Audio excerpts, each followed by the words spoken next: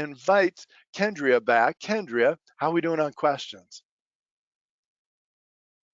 Pretty good, Dave. It seems like we're getting the same questions, which I love. So let me just reiterate one more time Uh-huh. that all COBRA information will be generated from Benefitsolver going forward. You, as the employer, do not need to trigger COBRA initial rights notices. When you add your new hires to the system, that's going to kick out for you. You do not need to send COBRA qualifying event notices when someone terminates or someone ages out. As long as you process those transactions in our system, those documents are going to go out for you. Once Yeah. again, as long as your employees have ever enrolled or waived benefits, we will already have their information in the system. And we're getting a lot of questions on how will employees know. So a lot of you, or some of you, employees may have already started receiving a communication that we've sent in the mail. So mailing started around May the 3rd. So all of your employees will be notified via that communication how to get into the system, the actual URL. They'll be provided with their login, how to log in, and their company key. So everything that they need has already been sent to them. So you guys don't have to worry about that.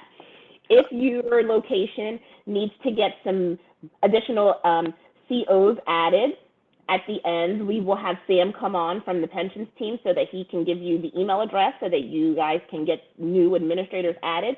You don't need to worry about that. So all of that information will be provided for you guys here shortly. I think that's the bulk of the questions that I've got thus far, though, Dave. That's fantastic. You know, Kendra, we're so proud of the visibility that our administrators have into their data and your ability to find things out and to see information for yourself. Sometimes I get a little carried away showing things like the COBRA qualifying event information. Don't worry, those aren't responsibilities that you have to have, but you do have the ability to keep track of what's going on, to see everything that's happening with your employee population in the system. So really fantastic resources available. So Pon, quick question for you. Had you ever seen that T for today, P for previous, N for next business day, or was that new for you too? Surprisingly, Dave, I've had seen that and not new Oh, at all. okay. You had seen that before. Okay, I thought Yeah. maybe. Okay, sorry everybody. That's a little ongoing running joke between Pon and I, since we always get to share, and it's who gets there first to share it. It's kind of a little point of honor. So thanks, Pon, for letting me go first. I'm ready to turn it over to you now. Thanks, Dave. He likes to steal my thunder, as you guys can all see. But luckily, he saved enough or a lot of information for me to actually show you. So Dave's gone through a lot, and there's been a lot of groundwork laid for essentially the next piece of the process that we'll be going through here. And just again, remind everyone again that don't worry about taking notes. We'll have a lot of these documented processes out on the page for you to access and view later. So just kind of, take the information in, chat in your questions as you have them. I'll take a small break in between a couple different pieces of information, just kind of like what Dave did, to make sure that we get questions answered as it goes along. And also just another reminder that while you can get into Benefitsolver, none of these buttons that I'll go through is active for you yet. So 6/1 is your go live date. You'll have access to all that. So you may come in here, may try to push some buttons and things like that. Just a reminder again, that is not going to be accessible for you yet, but it will come. So onto the presentation. So as Dave mentioned, there's a lot of things that you can see within the system, a lot of things that are taking place within the system, history and things like that. So one of the things that we talked about before was dependent verification and event verification. So one of your roles and responsibilities going forward within the platform is reviewing that information and assessing whether or not the documents received were good enough to approve and move on. So reminder here from the Activity Message Center, this is what we consider is your daily newspaper. So as I come into the system every single day, multiple times a day, I am essentially checking this hub to see what is in here that is for me to work on for today. So what I've done is logged into as one of the administrators so that you can see that the numbers and the buttons and the numbers within those red circles, there's not a whole lot of them because this is just pertaining to the access that I have. Remember, Dave said he has access to a lot of information, so he has just pretty much everything that's available to you. But you as an administrator, as local administrator, you only have access to your employees' information, so you won't see much more than that. So hence the reason why you'll see like only a few small numbers within these red bubbles. So I know Dave went through some of these things already, so I'll highlight some of them and just making sure that you are aware. So the inbox is where you'll start essentially your day. And I say this for people that have multiple CEOs or administrators within the system, within your team. You might want to assign each other, like who's going to work the inbox today versus, you know, the next day. If it's just one of you, there's no fighting needed. So you'll just be able just to go into the system and do those processing. And then we'll go through the other folders as we go along to kind of understand what's in those folders and what action you'll need to take. So when I go to my inbox folder, if you have nothing in there, that just means that no one has submitted documentation for your review. If you do have something in here, you'll see that these are employees, once again, dummy employees that have been put into the system and they have submitted documentation for your review and approval. So essentially what I'm doing is looking through each individual, and I'll take a look at Lisa first. I can see that she's attached a marriage certificate, or that's at least what she's called it. I'm not going to open it up because it really just says marriage certificate as just kind of for pure illustration. But what you can do is just open it up, review it just by clicking on the link and seeing if it looks like it's all the information you need. What I recommend is just going ahead and triaging all these documents and attaching it to members' records, so then you can come back and do the final processes later. There's essentially 4 key steps into doing dependent and event verification. So the first one is triaging the documents that you've received. For the most part, hopefully you're receiving documents via the Benefitsolver system. There may be some instances where employees are coming to directly and giving you those documents themselves or emailing them to you. Perfectly fine. Dave's shown you how you can attach those documents within the case, so no issues there. But if they're coming into the system, this is how they'll appear. And so essentially what you'll do is click on the attach to case. So I've already opened up Lisa's documents and I reviewed them. Now I'm going to attach them to a case. And so essentially what you'll see here on this drop down where it says select a case is a case that is currently open, that was open due to her processing a life event to add a dependent. And so that case will show up on here. Now, if you do not see a case here, it's because the case that she has probably is already closed. So maybe one of your coworkers has already closed it and worked it. So then you'll need to create a new case and just bring in over the document and notating that it's a duplicate document. But if not, you'll go ahead and attach it to that case. And then you'll see case data details similar to what you saw with when Dave was showing you how to add a new case. I'm keeping it defaulted as action needed. The due date is going to stay defaulted to the due date in which the documentation is required and needs to be submitted in.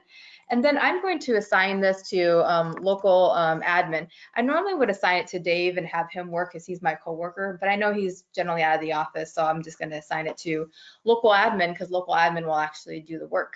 And then I will keep it as system for a source, and then I will put the notes down here as please review documents and approve. Whatever notes you want to put here on here, you can, and then just basically attach the actual documents that we received. So you'll just hit this attach button. And what that does is just attach this record or this document that was uploaded onto that member's record. And the reason why this process is done is because there may be in some instances where there could be multiple documents that someone's submitting in for multiple events. Case in point would be during the fall when you'll have annual enrollment. Maybe they have annual enrollment and then they also had a birth. And so there could be documentation that's needed differently for both events. Might be the same thing, but it may be different. So in those scenarios, we'll want to make sure that we're attaching it to the appropriate case that's open for them. So if I go back to the member that I just pulled up, which was, I think it was Lisa, right? Yes. Oops. You'll see that the information, or it was probably Steve, you'll see that the information was attached to the record of that member.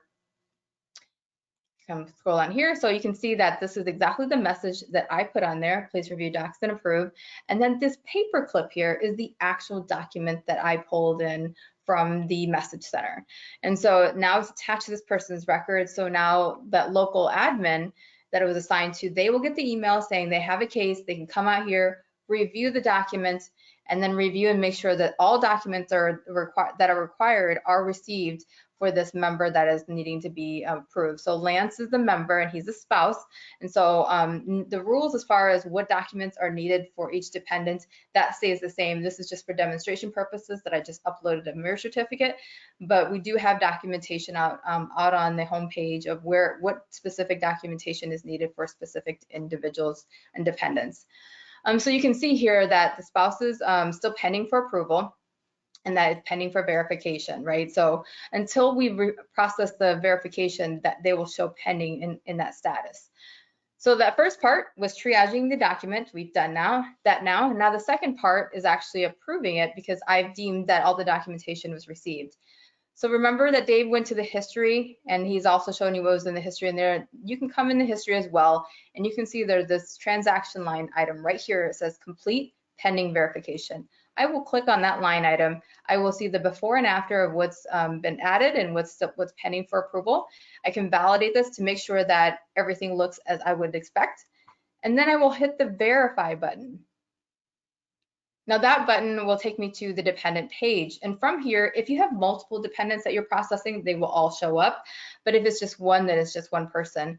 And you can do process all DV if you have multiple ones that you're doing all at the same time. But otherwise, individually, you'll be able to see that process DV underneath each individual dependent. And then what you'll need to do here is change the status to approved, do the verification date, and that's where I put the T for today's date. And then the last thing is documenting what documentation you received for this member. So I'm putting marriage certificate, but as I mentioned, whatever other documentation you receive, you'll want to make sure you check those boxes. So the three key components of this step is making sure that the verified status is approved, the date of verification is added in here, and then also whatever documentation was approved. Now, I don't want you to worry about these other statuses. You do not need to come in here and deny it. So let's say the due date for this was July 2nd. July 2nd comes around, you do not need to come into the system and decline or disapprove this dependent. The system will automatically do that process for you. So we have Action Manager, which is a communication tool that's set up to send out communications to the member if we have not received documentation and it's been sitting out there for a while. It does a continuous reminders. And then after the due date is passed, about 7 days afterwards, the system will do a sweep of that and actually go ahead and remove the dependent and close the case for you. So just as a reminder that for anything that is sitting out there, as long as the case is open and the transaction is still available, the system will actually do the denial for you past that due date. And you only need to be worried about documents that you received, or if it's not legible, communicating back to the member and saying, maybe the marriage certificate was received, but it wasn't very legible. So you're contacting the member back, letting them know that they need to resubmit a clear picture of the marriage certificate, or if tax forms were required and they weren't submitted with the documentation, that you'll need to have that as well. So that's really the only kind of communication you'll need to do in this step. Is just doing the approval or communicating back that additional documentation is needed. So once you've done that and now everything is good to go, you'll go ahead and hit next, and then you'll just approve, and then we'll go back to the record here for Lisa, and you'll just click on the hyperlink on the name here, and you'll go back and you'll see now that Lance is no longer showing in a pending status and it's all approved and there's no red pending approvals of any sorts. So this is good to go for Lance, for him being approved within the system.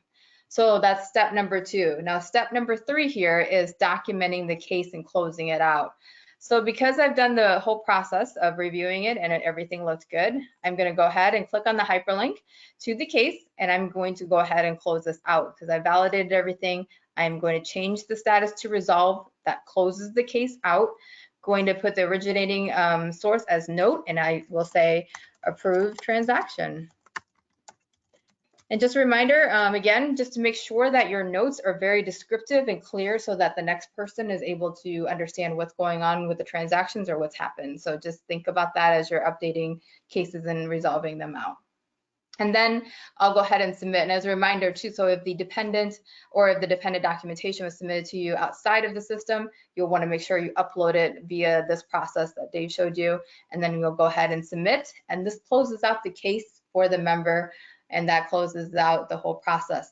So the fourth step and final step is notifying the member. So you can do your normal process that you would normally notify the member that the transaction was approved, or you can send a message through the system. And so what I've gone through now is underneath the drop down, I've typed in, started typing in documents, and I'll click on that. And within here, you'll also see all the documentation that we've ever sent out of the system, also any documentation that we may have received. So all of that is time and date stamped for when they were created, and if they were printed, you'll see that. If they were emailed, you'll see a date there as well. This is also where you can go ahead and create the templated of approvals to send out to the dependent or the member. So we do have some standard templates out here. This one is called important. Your benefit changes are approved. You can definitely use this. It's very generic, just so you're aware that it just basically lets them know that their benefit changes were approved. And you can send this out via email. So they've gone to the system. That means we've captured their email, and we are able to go ahead and send these email out. So just make sure that you're doing that, checking the email box. You can uncheck the run after 6, or you can wait to let it run after 6 as well. It's 6 Central Time, just so you're aware. And then you hit create. And like I mentioned, as long as there's an email address in the system, it'll let you know that there's one email address is found, and you can go ahead and approve, and that sends out the communication to the member. But that's not a requirement.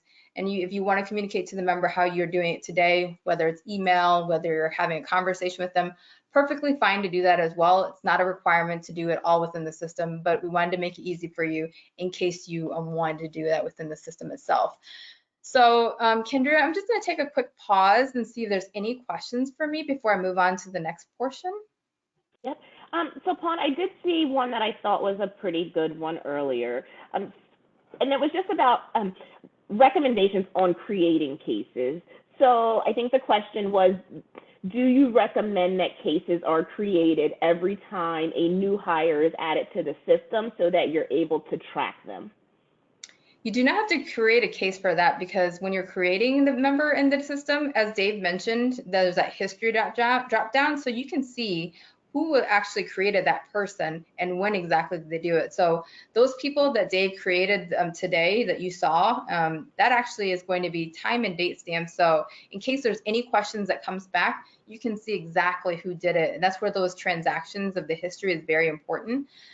What I would stick to as far as a rule of thumb for creating cases, if you find that it's important enough for yourself or a colleague that you need to document it, meaning I had a conversation with Dave and I've told him how to log in the system, I don't know how many times, and he still doesn't get it, I might want to document that so that if it comes back, they can say, did you have a conversation with Pawn?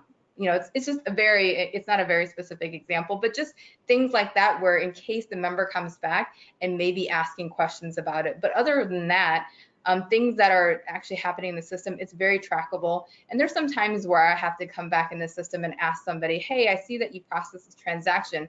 There's not much notes about it. Can you give me more information?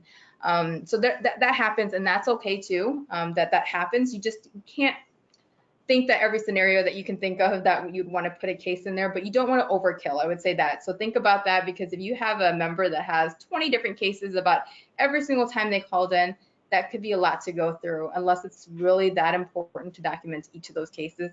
I just want to make sure you be thoughtful about when those cases are being documented. Thanks, Pawn. I did see one that I wanted to just go back to because I feel like we keep getting this one. Hold on one second. So you as the employers, this is why you really do need to pay attention to this session, because I think this is the biggest change for you. And I'm hoping that you all were able to attend our overview sessions to know that these are pretty major changes, because going forward, you, the employer, will be responsible for reviewing these transactions, or applications, I think you guys call them. So every time a member does add a new dependent, it's going to pen for you as the employer to review, for you as the employer to make sure that your members have provided the adequate documentation. The state will continue to run audits to make sure that the appropriate documentation is received. And in the event that an incorrect document was approved, coverage can be terminated for those dependents. So you really do want to make sure that you're reviewing those guidelines and required documents against the system. And we'll get into that in a little bit here, where Pawn will show you guys how to navigate through the certifying officer help section, which has a lot of great information on the verification process. But yes, going forward, this really becomes your role now to review the documentation and the transactions and approve them. I'm also seeing some questions, I think, just on, again, if you have employees who are hesitant to make these transactions for themselves, you as the administrator, you do have the ability to take the elections on behalf of the employee. If for some reason they don't have access to a phone in order to upload their documents and maybe still want to walk them to you, you as the administrator, you could take a picture and upload it to their records. We really are just hoping that you would push your employees to self-service, right? That it really is, I think the benefit here is that allowing them to self-service and upload everything for themselves should give them that little bit of security that it's done instead of knowing that they're waiting for someone else to do it. But if you do have employees who are hesitant and want to come into your office with their birth certificates, you as the administrator can take a picture and attach it to their records just the same. I also just want to reiterate, and Pawn will probably go back into this, but everything in the system has a history. Everything we mail out is kept on the employee's record. Every change that is made by either the employee or the administrator, there is a record of it, a history of it. So none of that will be lost. I've just seen a couple of questions coming in here just around how will people know. So there, again, it's always history in the system. Any documents, any emails that are sent, you will be able to tell even if your members read the email by looking at their documents. So you won't, I don't think you'll get into those situations of someone saying, I didn't get the email.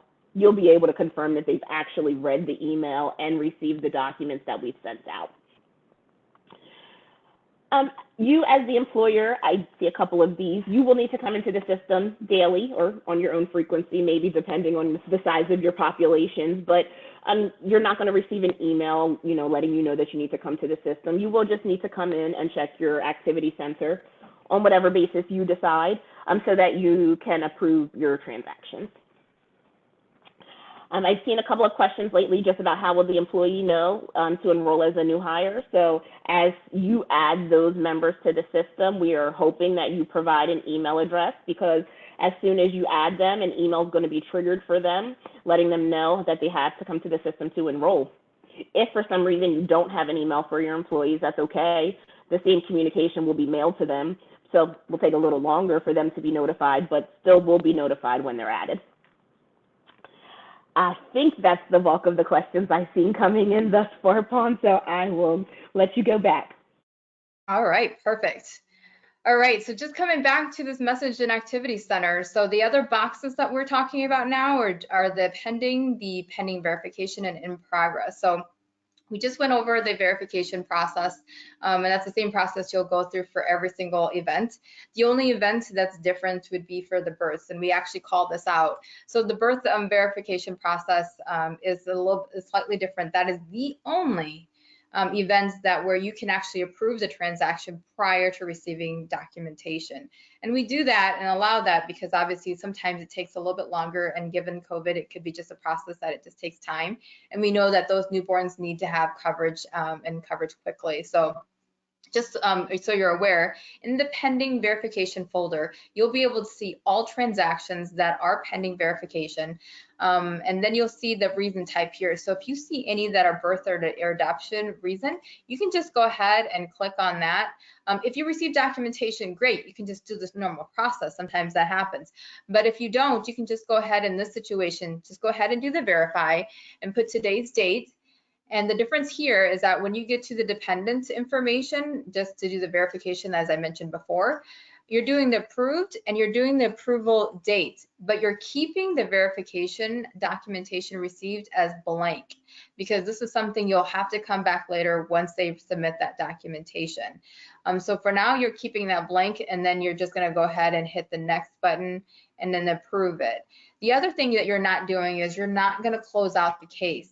So you're going to keep that case open, because that's going to be a reminder for you that Tammy still needs to submit documentation for her newborn. While I went ahead and approved it so she can get the newborn can get the care that they need, I'm going to put a note out here and saying that haven't received the birth certificate yet, and are waiting for that before closing out this case. Now, if a situation happens where they never submit that, there will be a process that you'll need to go back and remove the dependents. But as a reminder, to keep the case open, as a reminder for you that you need to make sure that you get that documentation back before officially closing this out. So this is the only caveat and difference for the verification process, and we do document this out in the documentation. So the other folders that you'll just need to be aware of is the verification, besides the verification inbox, is this pending folder. And so in this pending folder, you'll get transactions that are like new hires that aren't doing any verification. So meaning they're just doing a new hire transaction. I don't need to do any verification, so I can just go ahead and review this and I just can go ahead and approve. There's no verification needed. There might be other instances where they are pending for demographic information updates. So whether they're updating their dependents information because it was miskeyed in the past, or they're coming back in here and updating their dependent social security number because you didn't have it before, you can go ahead and do those processes. And in some situations, depending upon what the issue is, you may have to submit documentation. So for an example would be social security cards, making sure you're submitting that when you're getting a brand new social security card or number from a newborn or a child that wasn't in there before. So you may have received letters and stating that you need to have that social security number updated. So once you're getting that, make sure you have that on file, attach it to a case to ensure that you've documented it for auditing purposes in the future. And then the other folder I'll mention is the in progress one. So this one, you don't need to do anything with that at all. This is just purely for your FYI. So if someone comes to you and we have one person in this situation that's in this pending folder and has indicated that they have processed their election and just want you to verify that everything is good, you may want to check it out to make sure that they're not in the in progress folder, because basically what this means is that they've started a transaction, but they've never completed it. They never went to the end. They never got a confirmation number, so they never completed this transaction. So my example here is Sarah started a transaction for her new hire, but's never completed it. So you'll want to make sure that you let them know that I see it out here, but it still needs to go through the full process and you need to get a confirmation number before it's considered complete. And that is the key piece of it. So anything that's not completed and is an in progress state, we will end up, the system I should say, will end up deleting these transactions after the enrollment periods have ended. So just be aware of that. So nothing for you to do for that specific one, just an awareness, and in case you get people or members calling in or asking you about what status they're in, just make sure that they're not in that folder. And then the other things we'll talk about is annual enrollments. In preparation for annual enrollment this fall, there's nothing really different from my perspective. For your perspective, you're still coming into the system and reviewing verifications as needed. You will not have to do approvals for every single annual enrollment. If there's people that are just coming there and just changing their plans, they're not adding on any new dependents, you should be fine and you should just go ahead and they'll just go ahead into the system and it just gets approved. But if they are adding a new dependent, they will pen for verification, just like any other transaction within the system. And then as we talked about things within the platform and the system itself, this is the home page, and you will start seeing information across the top as well. So other key points of things that you can check out. So the certifying officer help, I would say this is probably the hub of where you'll see all of documents and processes that you'll want to take a look at. So one of them obviously is the dependent and events verification. So there is a hyperlink to that process document. Make sure you're checking that out. If you do need to help members upload their documentation, there's documentation for that as well. Here's the acceptable documents per the relationship status. So there's a lot of key information in here. We are ramping this up and we're editing and modifying it so that to make sure that it fits all of the processes that you will have going forward. So if you're having questions about how to do something specific, I would make sure you check this out first, as it may be addressed here. And then other things that are key topics is, we have a panic button in case you have employees that can't get into the system for some reason. There's some troubleshooting ways of how you can get through that. You're unsure of, what to do, what these boxes means. It's all documented here. And FAQs, any questions and answers that we're getting through these webinar sessions, we're going to capture all of that and we're going to put that information out there and making sure that you can come back and get some hopefully questions answered out here before coming to the teams to get more clarification. And then obviously training videos that will also be posted out there. So anything that's relevant and hot, just know that we do have this hot topic section in the front of the page, and make sure that you're visiting that frequently as well, because maybe there's been something that's been identified globally that we want to make sure you're aware of. You may get an email notification on that, but you also maybe get something in hot topics just as a reminder of what to be aware of. And the last thing that I'll discuss before just turning it over for all the FAQs or the questions here is reporting. As we mentioned in the overview, we have a lot of reporting that's available. And so some of the standard things that you'll see from a reporting perspective that you'll use, one is called an employee census benefit. So within this report, I'll show you an example here. Remember, all fake information. So these individuals are, all right, so these individuals are all the individuals for my organization, and I can see them listed out here as all of their demographic information. Any election information that they have will all be in this employee census benefit. Now, if you also want to pull in dependent information, we also have another report. It's called the employee dependent census benefit. And that will pull in the dependent information as well as the employee information. So you can always get reporting of who's in the system and what elections they have. The other reporting that I will mention is the payroll reports. And so this is important for you when you're getting elections in the system and you're needing to put them in your payroll system. So any elections that we have are captured in the system. As a reminder, we're not capturing rates at this time. So these reports will show 0 for rates, but you'll essentially be able to pull a report of individuals that have elected coverage, and the payroll audit report is essentially all of your employees within this report and all of their elections and coverage tiers and things like that and effective dates. And if you want to ever audit your system against our system and what we have for elections, this is a good report to have. Otherwise, the other report we have is called the payroll deduction change report. And these are all in the standards reports, just so you're aware. You can just pick payroll and type in payroll, and you can see the two reports. So the payroll deduction audit and the payroll changes report. The changes reports, basically what you'll want to do here is when you get to this, you'll want to just do the to and from dates. So if I just want to capture anybody that's made a change since May 1st to current, because that was the last time I ran this report, and now I want to capture the newest elections, that's all you'll need to do, and then go ahead and hit generate report from here. And once again, these steps are going to be, no need to harp on what the steps are. We have this process documented and we'll be posting that out for you.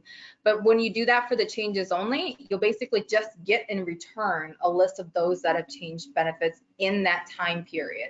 And you do not need to do it for any further than that, but just getting that time period of the elections that you're looking for. It's not going to return everybody in the system, just those that have made changes during that time period.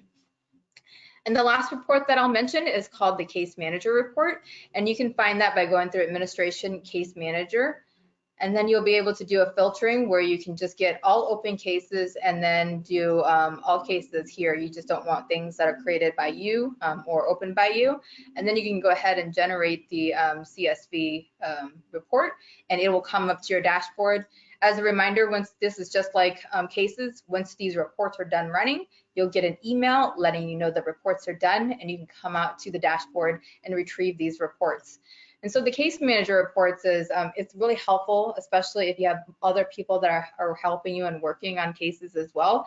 And if it's assigned to someone else, and I like to give the example of Dave because he loves to go on vacation, and he has all these open cases and wants to make sure that I get the work is done while he's out, of course, but he forgets to assign them to me. That is quite all right. I can run this report.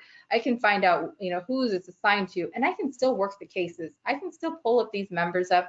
I can still work the cases as normal, even if it's not assigned to myself. So that's where this case report is important, because you want to make sure that you're following up with people, and especially ones that are coming up due or past due, to ensure that those cases are being resolved regardless of who's in the office or who isn't. You'll be able to keep track of all of those things. So A lot of things to go over, and one last thing I'll just kind of mention before we kind of switch it over for the full group is I'll bring Sam on board here and talk about how we as an organization work still with the pensions team. So the pensions team isn't going away. They're still there. They're still there to assist, and there's still those email boxes for you to use. So there's not, you know, they're gone. No, we're all here to help you assist, especially knowing that you're transitioning to this new platform. So Sam, other things to think about as we're doing this transition? Absolutely. Thanks, Pon. Athena and I are working directly with Benefitsolver, and we're going to be launching a hotline 6-1, which you will be able to access through your Benefitsolver page. You can click there. It's going to link you to a Microsoft Teams meeting, and we'll be able to talk you through everything directly. So any questions you have as you're going through, we can screen share, we can do all that stuff and get it all figured out. All right.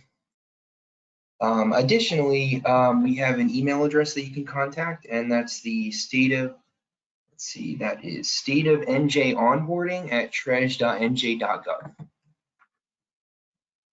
Perfect. So just a reminder, we're all here to help. So you're not in it yourself, and we're all here to help support from both teams. So Kendria, what questions do we have remaining in this about 10, 12 minutes left? Thank you. And while we have Sam on, kind of perfect timing. So Sam, I'm seeing a couple of questions coming into the chat about reporting that resides on Epic, monthly bills and such. Can you speak to that a little bit? Yeah, Benefitsolver is only replacing the paper applications and the admin approval. So you're just going to use your normal channels, and same with if you need to contact us, you have the same email addresses that you normally had to contact us with any questions. So we're not going anywhere. Epic will still be utilized for all of your financial reporting. So you'll still get on there to find your monthly bill. Your payments are all handled the same. This is just the enrollment process, not the financial side. And additionally, all of this information in Benefitsolver is feeding into Emboss, Ships, Epic. So you'll see that it won't be immediate, like we're sending a file right now, but you'll see all of that information ultimately feed into the systems that you're used to using.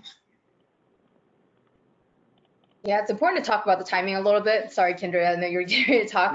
You're fine. So as we're talking about all this file process, as Sam just mentioned, there is a file feed. So our system does take all the enrollments. We as in turn take that enrollment information and feed that into all those systems still. So if you don't see it right away, don't be shocked. Give it at least a good, 7 to 10 business days at the most. It just takes a little bit of time depending upon when you're putting in the system and when it's being approved. You could be at the very tail, end of the time we just sent the file, and now you're waiting for the next file. So just give a little patience with that, but just know that it will be in the system at least with another cycle or two. So we say at least give 7 to 10 days.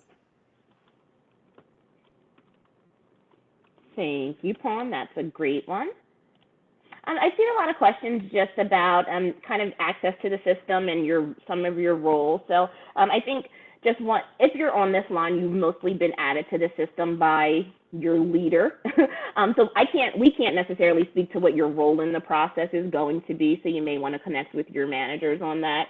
But we consider really the system and these classes for anyone who is going to handle questions regarding benefits from your employees. Those could include your certifying officers, your supervising certifying officers, but really anyone who has the ability or has a role that will be tied to helping your employees. So there may be some people who have just read-only access to the system, and there will be others who have full access to the system. I have put the 2 email addresses into the chat for everyone. So I know Sam had referenced two email addresses quickly. So I did put the Pensions Benefitsolver Help email address over there, as well as the State of New Jersey email address out there, in case there are follow-up questions.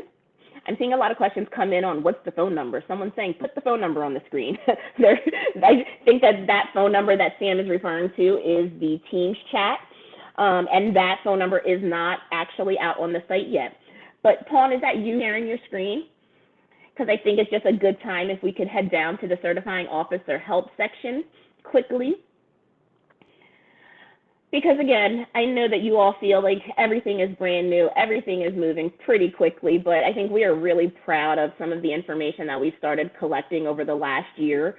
So we've been working with certifying officers from the monthly colleges, from the biweekly side for about a year now. And so as we've received feedback, we've been building out this certifying officer help section, and it really is a section for you guys, you know, that you can go to because your employees are going to come to you, right?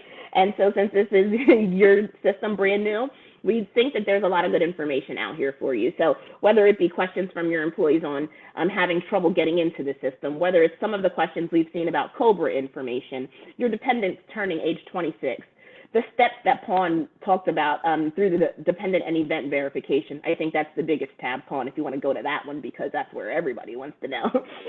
When you're in production, you'll see Pawn reference some steps on how to do those processes. It's right there on that page for you. You can click that, download it, save it to your desktop. It will become your best friend going forward.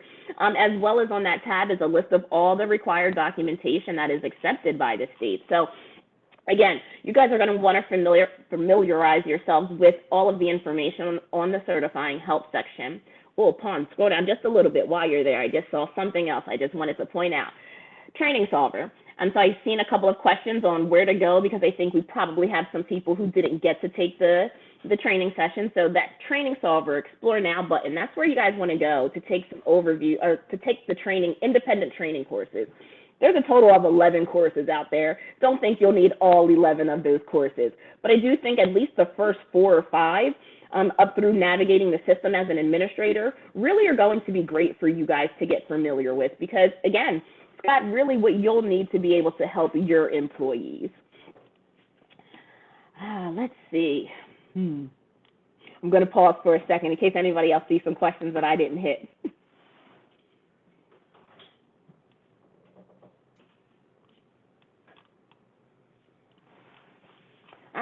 Two accounts. So yes, everyone who is on this call most likely will have 2 accounts. If you're eligible for benefits as an employee, you will log in as an employee, but you will also have an account as an administrator.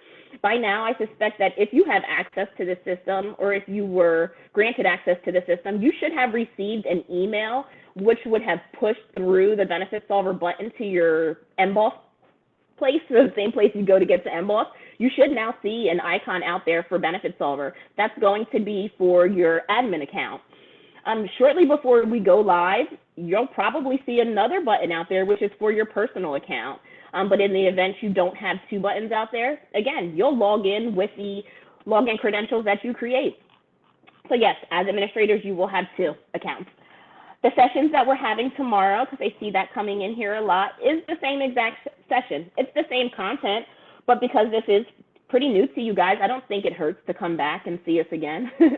Though the sessions are recorded, I know how I learn, and sometimes repetition is good. So coming back, never a bad thing. Oh, take a break here for a second. Let's see. It's always at the end of the session where all of the questions fly in, right?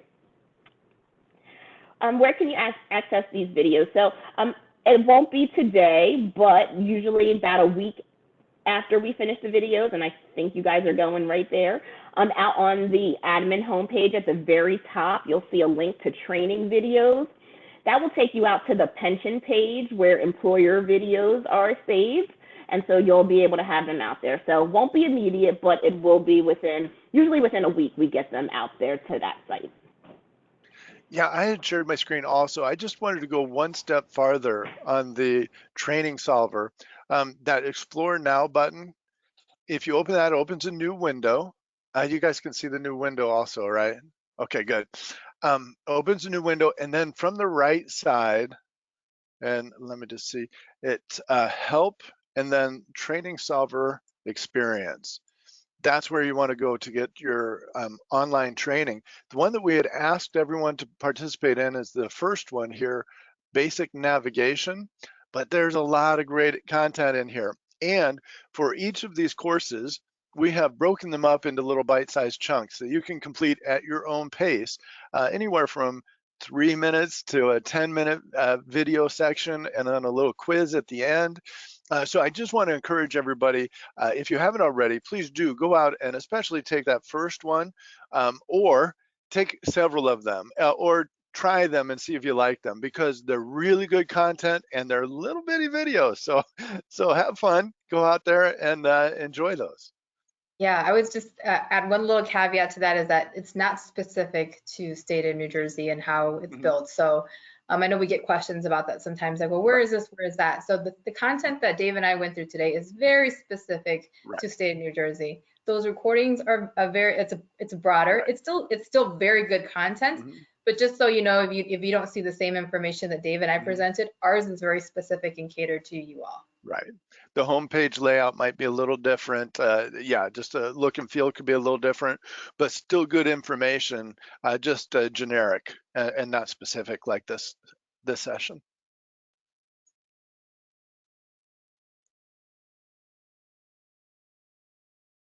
It looks like the questions are starting to slow down.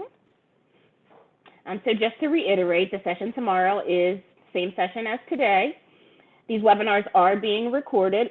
They will be posted out to the pensions website in about a week so that you guys have that continued access. Again, the documentation that Pawn referenced is going to be on your admin home pages. So when you get into the system, spend some time reviewing that certifying officer help section, because I really think it does have a lot of good information for you all. Let's see. I think the last thing, and I'm not sure if I called it out already, but I think I did, that your communication. So all of you, again, you as administrators, since you're eligible for health benefits most likely, we'll be receiving a package in the mail in the next day or so. I know we've already received confirmation that people have started receiving them. And that includes a welcome letter, just kind of rolling out the system to you. And it includes 2 flyers as well. One showing you how to get to the mobile application, and then another just really walking you through how to make changes in the system. So again, you guys should have that in the mail next couple of days, I'd imagine, if you haven't started receiving them yet. I think we are at our time, and I think we've got most of our questions answered. Again, if myself, Athena, and Sam were not able to get to your questions via the chat, we will absolutely try to connect with you after today's session to get you some answers. We really appreciate your time today. Looking forward to working with you all. And again, feel free to come back to tomorrow's session. It's never going to hurt. All righty, guys. Have a great rest of your day. Thank you. Thanks, everyone. Bye. Thanks, everybody.